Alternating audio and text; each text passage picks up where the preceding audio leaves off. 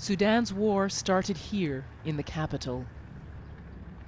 Nearly 2 years of fighting has wrecked the city, brutalized its people. Now the final battle for Khartoum has begun.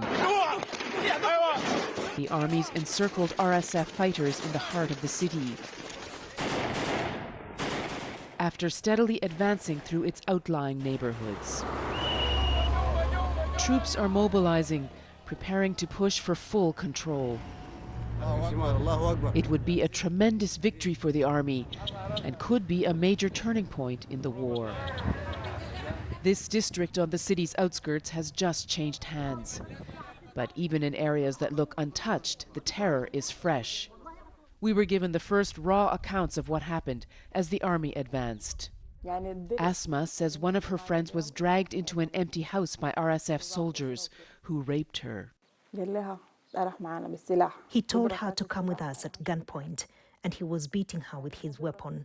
And then we heard shooting and the man ordering her to take it off. Do this, do that.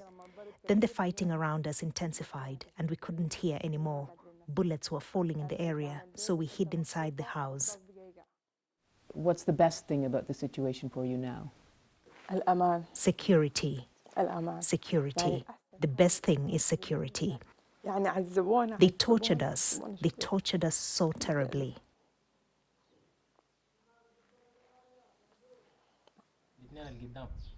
A block away, things are beginning to feel a bit brighter after very dark days. Muzammil can smile now, but just weeks ago he was sitting here with his brother and neighbor when fleeing RSF fighters ordered them into the house, shot them in the back as they entered, killing both of them. A bullet went through Muzammil's leg. Our friend died instantly. Then the men wanted to enter the house, and my mother tried to hold the door shut, pushing and pushing. They spotted a phone on the ground, grabbed it and left. I went and called the father of my friend so he could come and do first aid, but we couldn't rescue him. My brother died the next morning. It's not only the foot soldiers who are on the run. Senior members of the RSF leadership made this affluent Khartoum suburb their home and one of their bases. The neighborhood is empty and looted, including the house of the RSF's deputy commander. In the wreckage, the debris of wealth and power. The RSF elite had embedded itself into Khartoum's establishment before they turned on each other. There are other empty houses that were used by RSF commanders, although none as grand as this mansion. But it is evidence that the top officials have moved on.